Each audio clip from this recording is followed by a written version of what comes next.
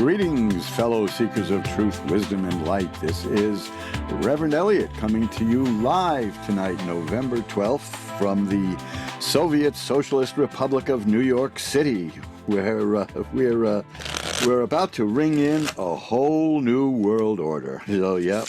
And of course, the fact that the new mayor has already gone back on half of his promises is kind of an indication that things didn't really work out the way he wanted to. I don't suspect he thought he'd win. That's the funny part. It's like the movie The Candidate. Where I don't want to spoil the ending, but the ending, I suppose. Almost everybody knows the ending by now, which is that the guy doesn't know what to do once he wins.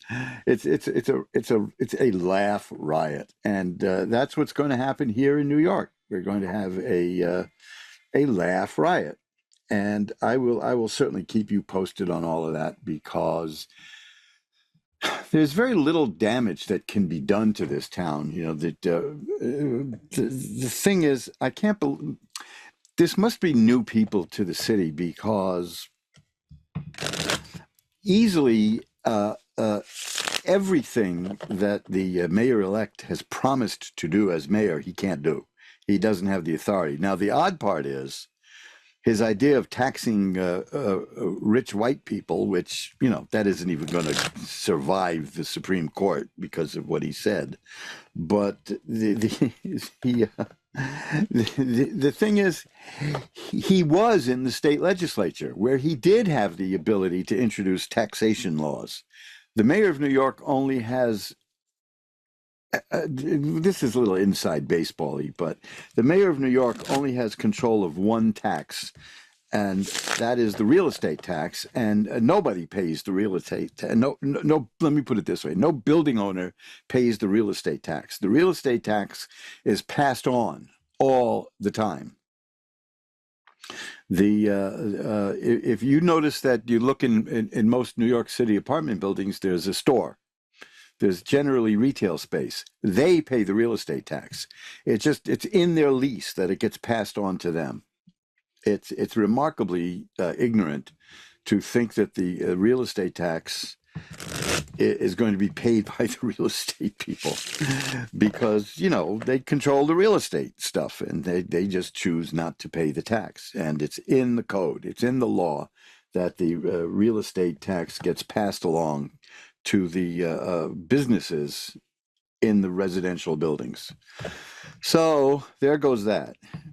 A rent freeze, it isn't going to work, because even if he did have the ability to do that, there's a little glitch in the law that guarantees all rent stabilized and rent controlled apartments in New York a 7.5% profit margin, which, if you're familiar with business, is a profit margin that anyone would kill for. And they are guaranteed a 7.5% profit margin. If they don't make that profit margin, the state has to give them a rent increase, which, of course, there goes your rent freeze. So I'm for one, as a lifelong New Yorker who was a journalist for 20 years on my own. I was in the news business before that too, but I was running my own newspaper for 20 years. That I find this amusing, because I'm not even sure this guy's going to last a full term. So let's see what happens. It's kind of funny. I think the main thing is, New York once had a bookie joint. Okay, New York City was once a bookie. You could bet off the track. You could place pari-mutuel bets through a thing called off-track betting, and they went broke. Now, if you can't run a profitable bookie joint, you're not going to run a profitable supermarket. Let me put it that way. It's just not going to be done. That's the beauty of it. Not many people know this, but there is a way. Well, let me put it this way. This will destroy any supermarket. Okay, if they have nothing but list shoppers. Supermarkets depend upon impulse purchases.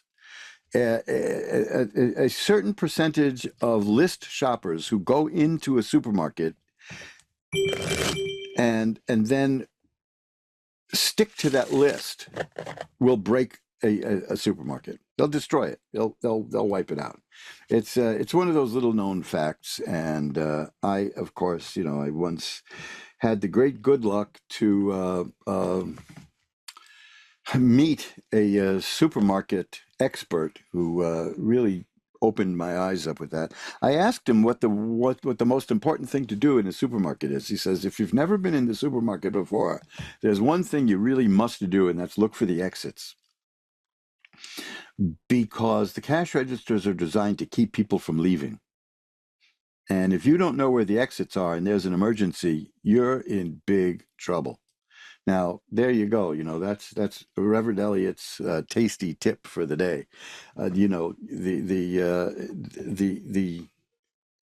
cash registers all funnel to the exit, and there are lines there, and they're blocked off. So please do that. I mean, if you go into a supermarket you don't know, and if you do, you're probably up to no good anyway. So, right, for your comparative shopping, I know I'm just being facetious, but please, please, please look for where the emergency exits are, or ask somebody, because if there is an emergency, forget it. It's going to be a panic to get out. Everyone's going to be headed to the cash registers. Now, I'm back. I missed a couple of shows, at least a couple, didn't I? Yeah, I missed the last show I did was at the end of October. So, yeah, I missed 2 shows, I had a dire emergency, which is that my instant audience broke. That thing. Well, I fixed it and it's back. And then, of course, I bought a backup one. By the way, I'm always redundant. And I also spent a couple of days in the hospital, which in New York is quite an experience, because there are no hospital rooms in New York. Ever since we got flooded with special visitors, I'm not gonna turn this into a political polemic, but they have flooded the hospitals to get free medical coverage, which they will get. If they show up with a runny nose, they will go to the ER, and then if there's a room, they'll get the room. It's first come, first serve for these rooms. But I spent 2 days in the hospital without getting a room. I ended up. The funny part is they thought I had a room. How they thought that is beyond me. They asked me what I was doing there when I was on the 9th floor, and I was never on the 9th floor. These kind of things do not inspire confidence in hospitals. If they don't know, if they see you lying in a bed in the emergency room, and they say, "What are you doing here?" That's that's a problem, wouldn't you say? I think it is. So I'm back now. I spent a few strained days in the hospital, and it was just lightheadedness and dizziness and weakness. And I told them that was going to happen, but the doctors didn't quite believe me. And there you were. I'm very nice. I had a very nice cab driver on the way over who decided to give me a discount on the rate, and I was in no position to argue. I accepted the discount. And let's see what happened. The only thing that happened was that I missed a delivery of books. The 10 lost books of the prophets have been selling out, and I mean I don't understand. I mean, I get that they're interesting books, and I knew that they would be, or I wouldn't have spent a year restoring them digitally. But I certainly didn't expect them to be that popular. So I bought some more. I was all out of them, and I got some more from the printer. I wasn't here to receive them, but there are other things that arrived. This I showed once before. I got more of these now, which is a really wonderful book. If you can see what that says there, it's the Kabbalah of numbers, and that's a marvelous book on numerology and Kabbalah, as opposed to Kabbalah. Now, some comics used to make a joke about that back when it was chic to get in the to get into that stuff. But the difference is that Kabbalah is a almost non-sectarian Western magical system. Kabbalah is the Hebrew mysticism. So there you go. That's the difference there. So these are things you pick up along the way when you study esoteric things. I also, when I got back from the hospital, I found, to my utter delight, well, I was looking for something on the internet, and I found that the Progressive Universal Life Church is back. And yeah, they will ordain you free, and they were gone for quite a few years. Pastor Jack Stahl was the person who started it.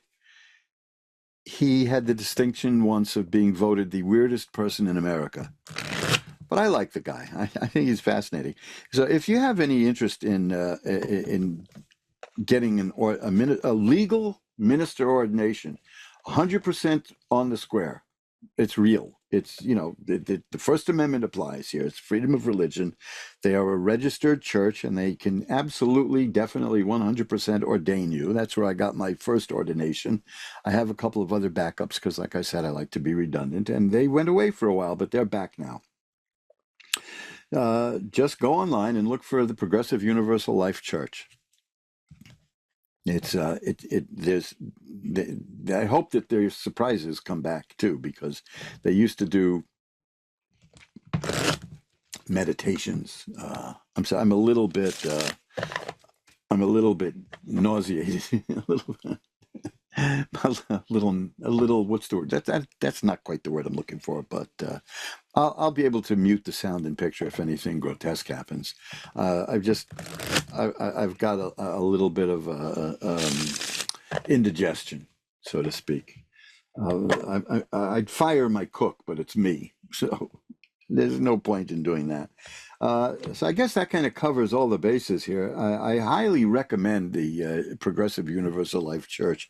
There are certain advanced degrees that you can order there that are also legit.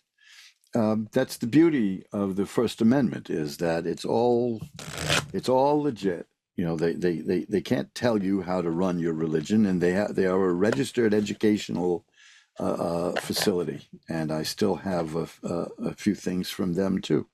So I highly recommend the Progressive Universal Life Church, and tell them that Reverend Eliot sent you if you contact them.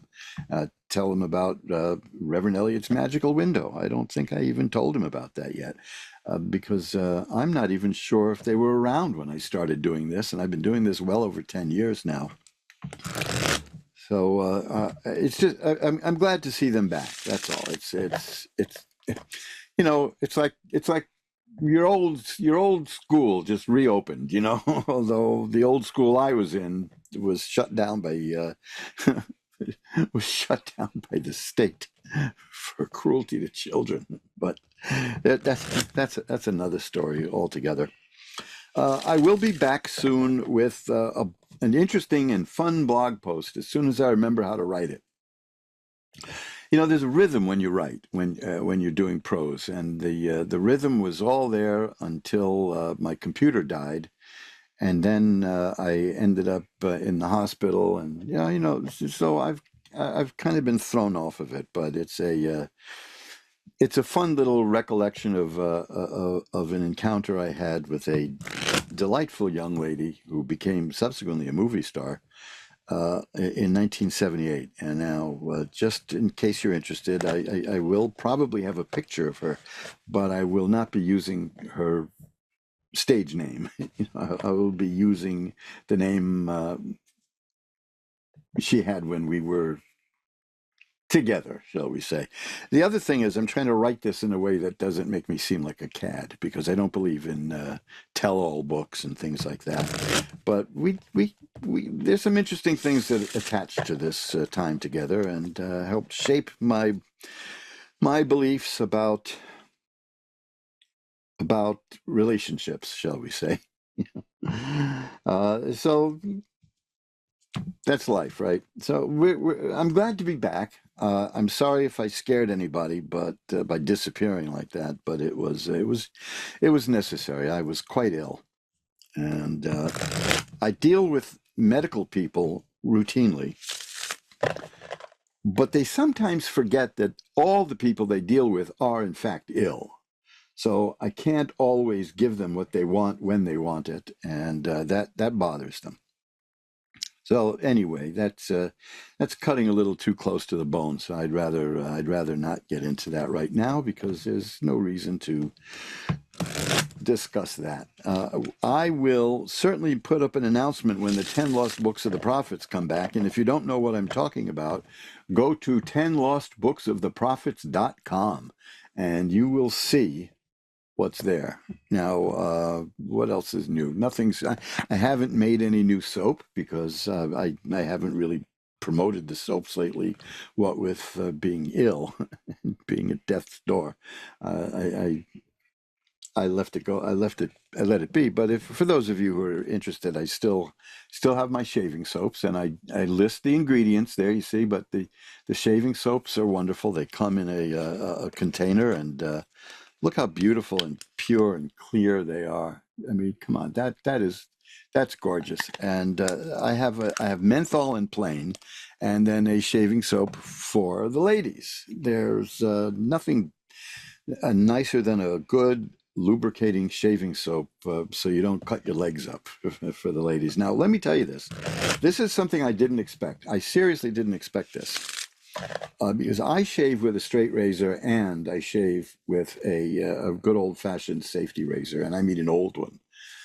And I have, since I started making my own shaving soap, I have not nicked or cut myself once.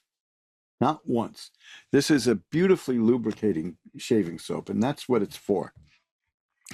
The two things that a shaving soap is supposed to do is well, shave you without killing you. You don't want to be exsanguinated. Let me put it that way. And the other thing is that it should be smooth and refreshing. Now, there's a mistake that many people make about shaving. Almost every man who shaves makes this mistake. See, get over to mojoacademy.org and check out the shaving soap page, and you'll see a brochure free to download about the biggest shaving mistake people make. And I'm giving that out free so that you can see what you might be doing wrong yourself. Who knows? I mean, it depends on how you shave.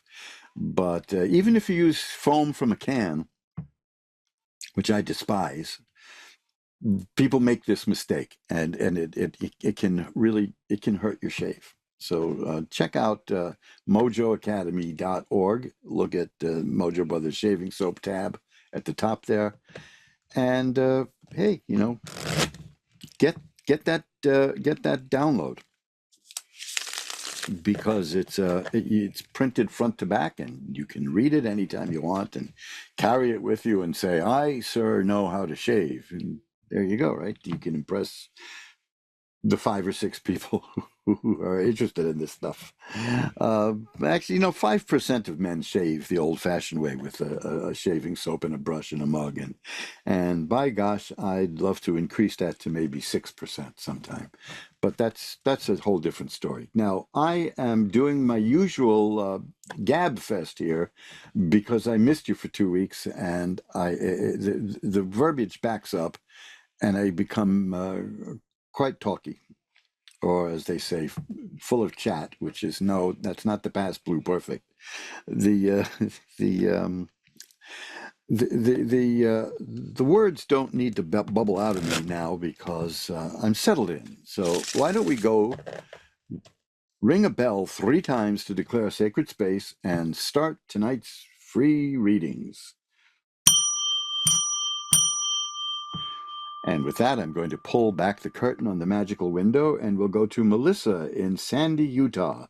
Hi, Melissa. How are you tonight? I'm good. How are you doing? I'm doing well. What can I look at for you? I like general reading, what's going on with me, kind of what you see. Anything I see? Yeah. Okay, be happy to do that. Let's just shuffle them up again here as long as I have you on the line. Which raises an interesting question, which is why do I spend all that time talking to the audience at the beginning while shuffling the cards if I'm only going to shuffle them again once you ask me what you have in mind? So I guess the answer is no good at all, right? It's just a waste of time. I might want to do something about that. I bet it's a nervous habit when I've been away for a couple of weeks. So let's cut the cards. Probably, huh? Yeah. Ah, the Emperor is here. That you're a person who knows how to take control of things. Is that so? I would hope so.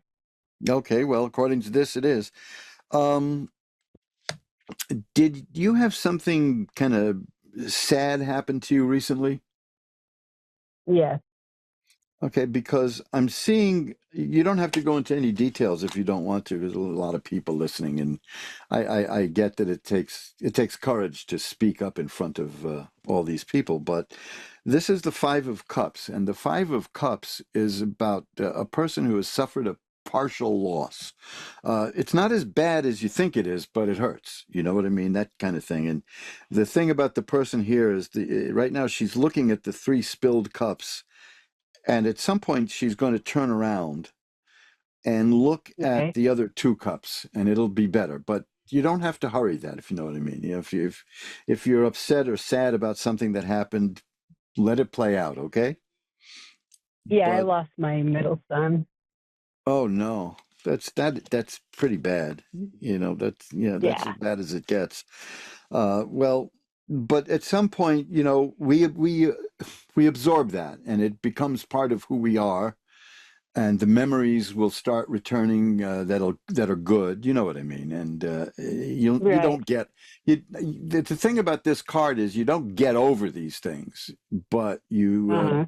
you take them in as part of you, and they hurt. They not saying they hurt less, but they hurt in a different way. You know, and Mm-hmm. there's also a joy that attends to the good things that you remember. So that's important too. The Three of Rods tells me that you're waiting for something that is about to develop. That you've set some Uh-huh. wheels in motion for things. Do you have any plans that you put in motion? Because this card says they're going to come back and pay off. Okay. Um, I'm trying to think. Well, you know, if Not that I can think of. well, the rods tend to deal with business and work. So if there's any kind of uh, proposal you're putting forward somewhere, or if you have an idea for another business, or to do something that you want to do that you'd like to do yourself, it will develop because the person is looking at three ships or two ships rather out in the harbor. And the implication is Okay. that they're going to come back laden with goods. So whatever plans you have or you're going to make, it's going to be good for you. In fact, the next card is the Page of Coins, which is the appearance of money in your life. Uh-huh. So it looks to me like there are certain things that you may be planning on or you may make plans for in the near future that are going to pay off very well for you. That's also the Two of Rods here, which is prior to the Three of Rods. So yeah, that's the build up to the ships returning. So yeah, you may not know it now, but you're going to come across something that you're going to develop and you're going to do very well with. Okay. Alrighty. Anything else you want to look at? No, I think that should be it. Okay. So well, I will light a candle tonight for Alright. your son's spirit and for you. How's that? Yeah, does it do you use his presence with me? I didn't hear that. It does his presence with me. Oh, let's see.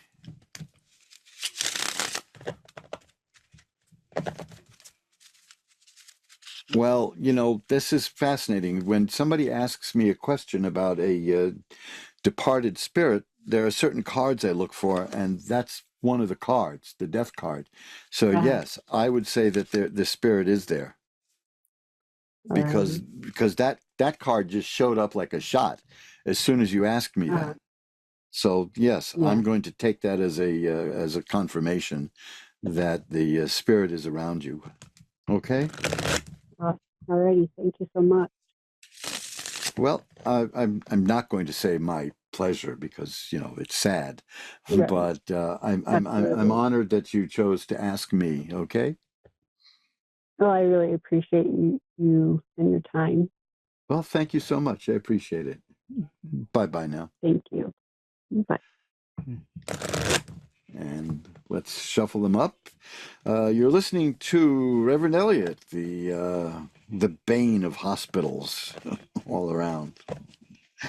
Uh, I was in the hospital a year ago, actually, so I managed to avoid those places for a year, and they paid me a backhanded compliment. They said, "Well, at least we know you're not a passive patient," and I said, "That's why I'm a live patient." They wanted to do something which, well, while it probably wouldn't have killed me, it wouldn't have done me a hell of a lot of good. Let's put it that way. So, I believe in taking full charge and responsibility of my medical condition while yielding specific decisions to the doctors. I'm certainly not going to prescribe medicine for me, but if they give me a prescription for a medication that I know I cannot have, they're going to hear from me. That's for sure. Hospitals are such strange places. And you know something? This particular hospital, though, has good food. That's that's the funny part. The only thing is, like a lot of hospitals, if you get a breakfast tray with like scrambled eggs in it, they will also put the toast in there so that it's been steaming under a lid for a good hour. So yeah, that doesn't do toast very good. It sort of de-toasts it. But the eggs were very good. I wasn't there long enough to eat more this time, but that's okay because I had no appetite. That was one of the reasons I went. This is a shocking announcement, but they're telling me that I'm a bit underweight. Hang on one second here. I need to do something here. Okay, and just waiting for some technical stuff here.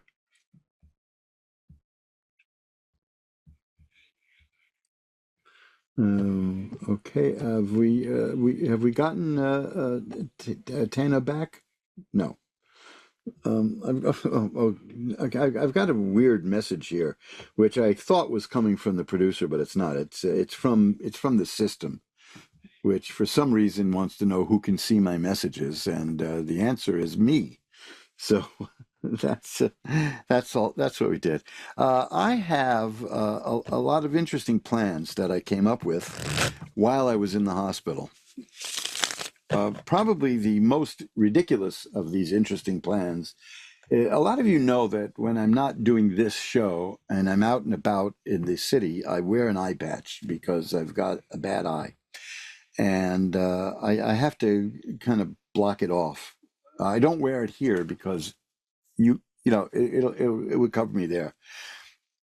But I must have had a fever because I looked at my notes and I saw, oh gosh, how do I put this without you people? I'd like you to laugh with me, not at me. Let me put it that way. I decided to sell advertising space on my eye patch. And by gosh, I'm going to do that. I'm going to make a website for it and a brochure for it. And I'm going to sell. I mean, why should I have blank space over my face when I could sell an ad? So if you have something that you think will fit there, Well, don't let me know because I don't want to take this too seriously. I'll probably make up a few fake things and maybe I'll advertise a few things that don't exist anymore, like, like like fizzies or Bonomo Turkish taffy, which every few years it comes back for some reason. I guess it must be a bunch of dentists who like to bring that stuff back. Anyway, we got our technical stuff ironed out, and now Chris in Lexington, Missouri is next. Hi, Chris. You're on with Reverend Eliot. Hi, Eliot. It is Chris again. I'm so glad I got you. Yeah, you've been away for a while, yes? Yeah, some things transpired for real. How I was fearing the worst, but I was getting so many signs that things were going to work out, and then I ended up missing a court date because my ride didn't show up, and then they kept me for 29 days, and it Well, was incredible. And then I lost my home. I was without a computer for like a month, and That's almost the same thing. I actually thought of you during that time period because I didn't want you to think that I had like banned you or something, because you wouldn't And have I've been been able to wanting get to me. reach out. I just haven't, and I caught the tail end of whatever you were saying before I came on. So I'll send you an email tonight to follow up to see what you were talking about and listen to the replay on Spotify. So because I think I might be able to help you out. But no. So basically, I lost the people I was staying with. Kicked me out, said I couldn't come back. Had my dog until I was able to find a place. I ended up in a motel with some churches that helped me out. I ended up in Lexington, which is about 40 minutes away from where I was staying, but even further away from anybody I knew. And walking to and from the places I needed to go, I met a man, and it was like all the little things lined up. And he, on day 2, moved me in, and my dog, he went and got my stuff and my dog. But here we are with 2 dogs, 2 cats, and we're thinking about moving to Corpus Christi. And I'm just hoping that we can work through a lot of stuff because we went head first, and we both have been through a lot severally to have found each other. But I know that it's right. I'm having trouble with my body and my trauma being able to function because I'm in more pain than I've ever been. And then I'm now lined up with my doctors again. He's bringing me to places like that, but it's still going to take time to even get the injections for the pain before the surgeries and stuff. However, Oh boy, we're just life is kind of something, tripping huh? up without the honeymoon, period. There was not one. So I now once we're like, I once had a doctor who said that all the troubles we have with pain is because human beings are not meant to live past the age of 24. And of course, okay, yeah, I think that was when it was good still. one of the first things I did to handle that kind of situation was I got a new doctor. So I don't need to There hear you that go. kind of stuff. I know. I was going to say, I have the ones that say we can still fix it, and that's kind of the plan that I'm going with because I'm not done. Yeah, well, they and can do an everything awful is lot of good busted, but stuff. I'm going to build it back better. I'm on Yeah, the do build back that. better plan, but I think I'm on the other side finally. And with this person that came into my life and let me into his, we're kind of tripping each other up right now. Well, let me tell you, this is a card I got here for you, which is a person who gets rid of obstacles. It's a person who can face the obstacles and get them out of the way. That's the 7 of Rods. So that's you. The other one is I got that a week ago. Yeah. And the Ace of Rods is here also, which tells me that that there's a I love that possibility of one. you starting a new career and a new business. Here's the thing. Guess what he does? He's a magician, balloon artist. He is the magician. Oh, there you go. That's good. The there could be room for you there because it looks like, this is the thing. This is the 3 of Cups. This is good stuff is coming to you through people you know. Okay? Emotionally fulfilling and satisfying things are going to come to you through people you know. So that's I the don't way to know do it. anybody anymore that I Well, talk to. At least I lost most of my you'll family. I'm still waiting on my inheritance.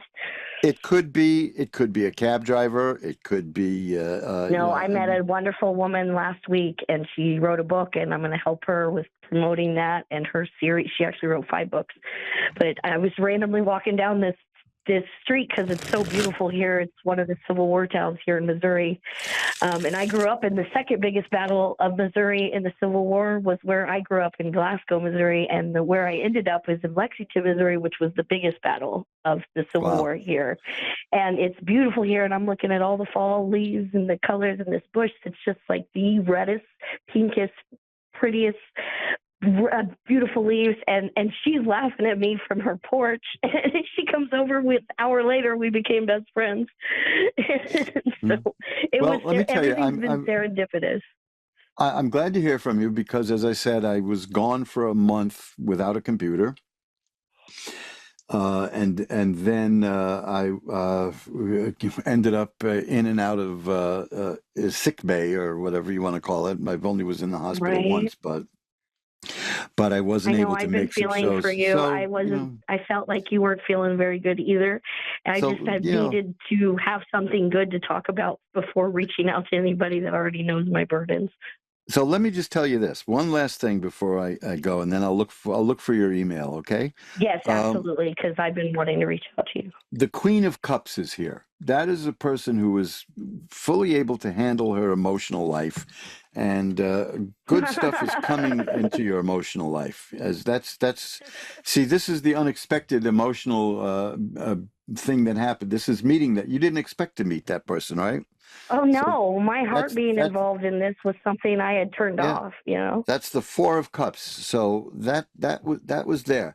Now I'll leave you with this one, which is the Ten of Swords, which is, you've gotten this one before, which says that the bad stuff is over. So you're always close to it ending, and I think it's going to come back again.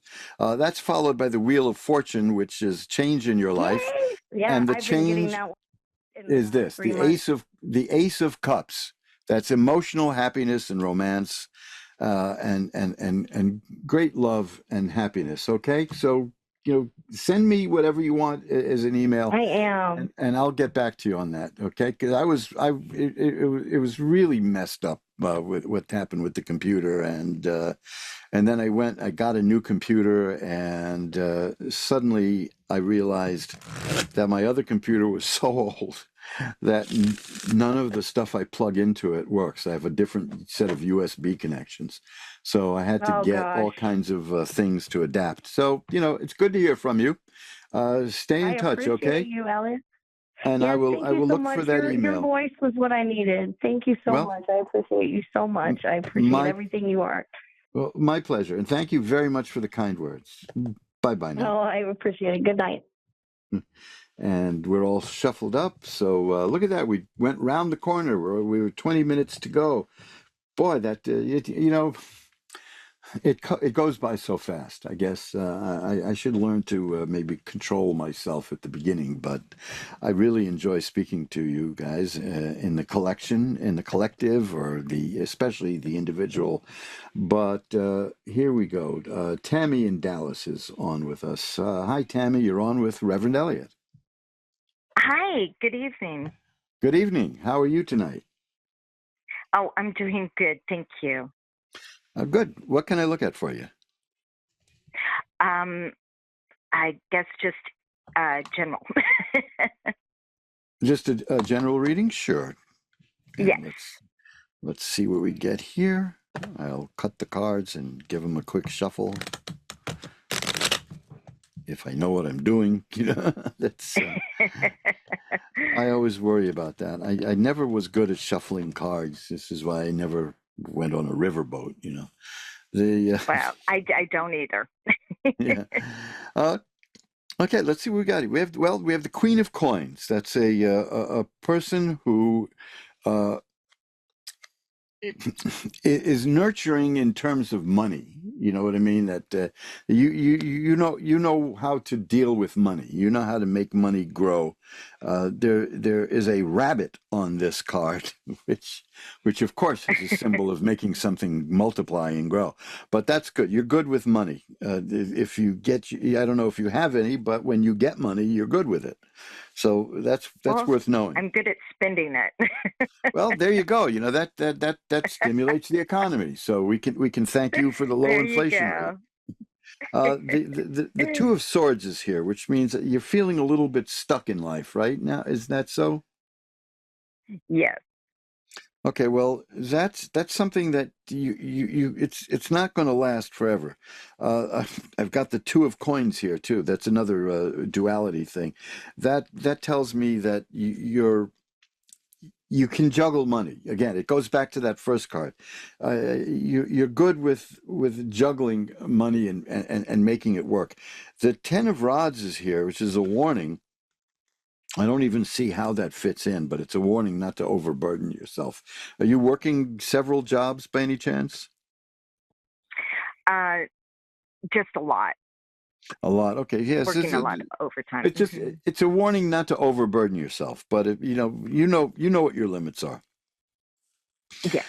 Um, Other than that, I'm not seeing any speed bumps in life for you. I'm seeing there's the Empress again. That's somebody who can make things grow, and money is certainly involved in there. There's the Nine of Rods, which is a person who is prepared for what life has in store. You've been around, you understand what's going on. There may be a new level of emotional attachment in your life coming. This is the Ace of Cups. That's the beginning of something new emotionally. If you're in a relationship now, it could mean the relationship will hit a new level, or if you're not in one, that means something's coming. But that follows the Ten of Swords, which is the card that says the worst in life is over. It's one of my favorite cards. Oh, It's pretty that's ugly good. looking, but it's a good card. It shows the person lying face down in the mud with 10 swords in her back. But you're going to get up. That's what that means. So it's mistaken for death by a lot of people, but that is absolutely not what that card means at all. So you're headed towards a period of change, but it's going to be change for the better. Okay? Oh, that's nice to hear because it's been kind of rough. That feeling of being stuck, which was the Two of Swords, don't let that get to you because it's not going to last. It's just not. In fact, I see here two more cards. The one is the Eight of Cups, which is walking away from things in life that aren't working out for you and going to things that are working out. And the Ten of Cups, which is perfected happiness and joy and a happy home and all kinds of everything good you can think of. It's probably the most positive card in the deck. So this is just Wow. what you're going through now, which is feeling kind of stuck and not getting anywhere. That's just a speed bump in your life. That's not going to that's not going to define the next year for you. That's for sure. Oh, Take that's that good as a to look. hear. Take that as a look into next year. Again, the High Yeah. Priestess is here. That's another wonderful card. That's a person with what's the word I'm looking for?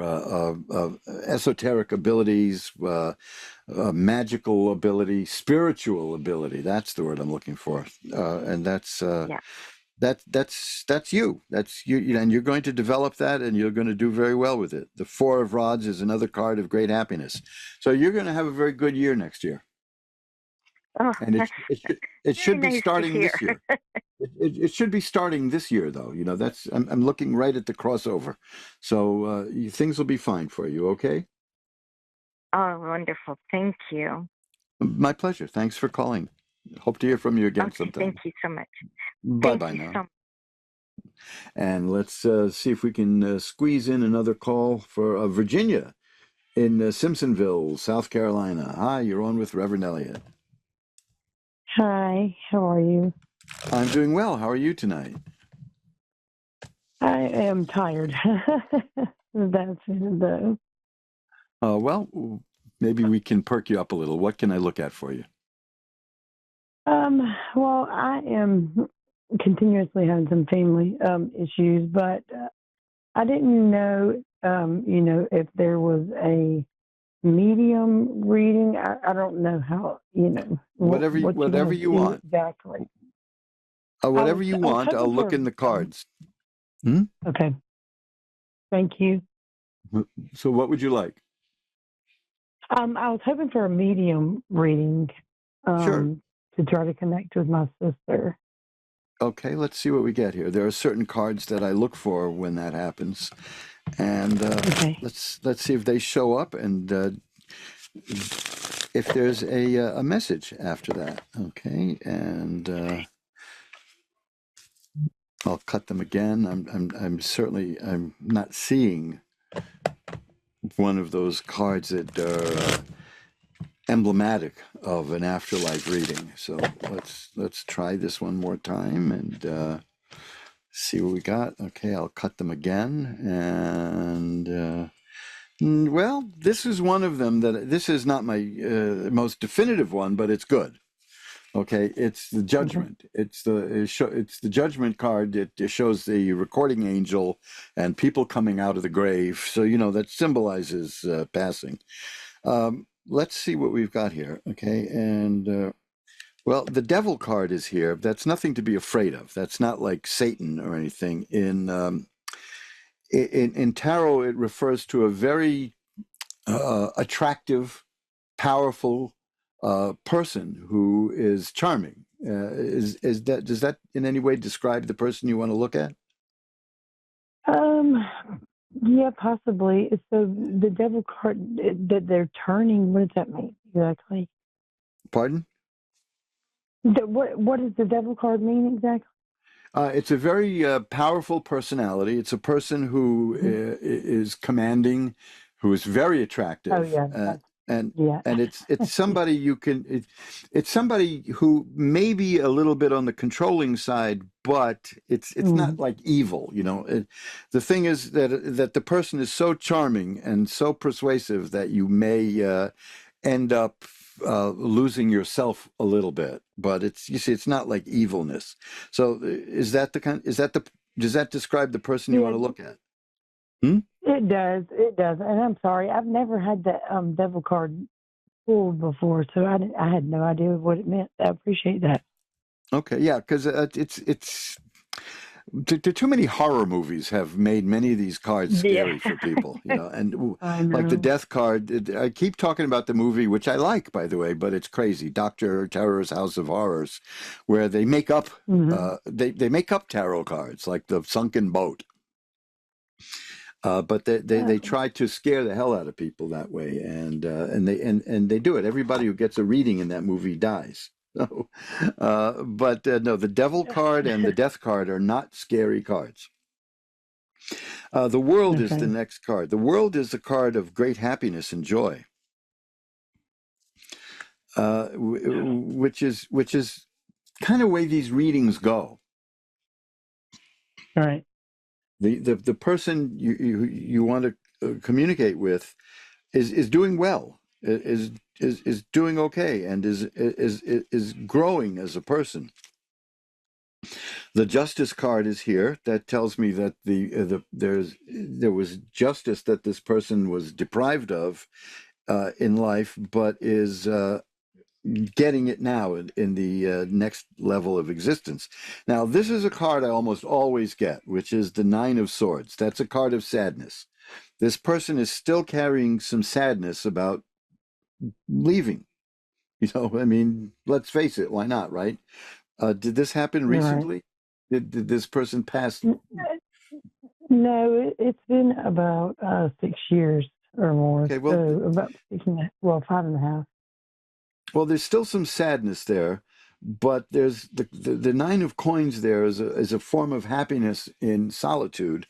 So the person understands that dying and moving from one plane of existence to the other causes sadness, and he still feels some of that sadness. But overall, the message I'm getting is that I'm happy, I'm growing, I'm doing well. Let me cut the cards one more time and see if we get something more definitive. Because it always startles me that the cards tend to work like that all the time. And we'll cut the deck. And it's the Justice card again. So there was some kind of an injustice that happened, and he's glad it's being worked out. Let me put it that way. The Ace of Cups is here, which is that emotionally the spirit is doing very, very well. Okay, so that's the message. Okay. Well, David. I really I've appreciate that. I've only got a couple of minutes left, but that's yeah, that's it. The only other card I got here is the Ten of Swords, which is that the spirits that's when the troubles, the bad stuff in life is over. So yeah, this is par for the course with these readings. Somebody who may have had a troubled life, and everything is working out much nicer now. Okay. Right. I appreciate you. Thank you. My pleasure. Bye bye now. And hey, that's it, folks. We've come to the end of another edition of Reverend Eliot's Magical Window, and I guess the Soviet has not struck me down yet. So, of course, the mayoralty doesn't change hands until January 1st, which is fine. The voters have spoken, and as H.L. Mencken said, the voters deserve what they get, good and hard. So there you go. I'll be back again next week. Until then, remember, if you want to learn more about who I am and what I do, as if you haven't had enough of me tonight, get over to magic-works.com. That's magick-works.com. And you'll see over 100 pages there with movies and books and things to download free and stuff to read all about magical work. And it's a good site. I enjoy it myself, even though, I'm the one who made the site, but I got carried away, I think, and I put an awful lot of stuff there because I like it. Sometimes I see in the stats that there are people who spend a day looking through it. And I appreciate that, and I thank them for that, because there's no paywalls. There's nothing you got to pay me to see. That's one thing. I'm not going to ask you for money. Financially, I'm pretty well set, so I have no reason to squeeze more money out of you. And in fact, if you want a personal tarot reading, you can go to my page there at magic-works.com or look at the homepage, and you'll see that I've cut the cost of my readings in half, because I missed almost every show last year. So I've missed more than I wanted to this year, but I think I have a pretty good record for this year. The books that we have, the magical books and videos and audio, you can see that at mojoacademy.org. And that's a smaller site, but it's not as dense, and it's fun. Also, interesting stuff there to do. So I'm going to say goodbye now, but I'll be back. Oh, let's see. Yes. See, that's the audience begging me to stay, right? That's in my dreams. So I will see you again next week at 11 Eastern, 10 Central, 9 Mountain, and 8 Pacific, for another installment of Reverend Eliot's Magical Window. And I will try to be a little less wordy at the beginning, and maybe we'll get in some more time doing the readings. Bye-bye now.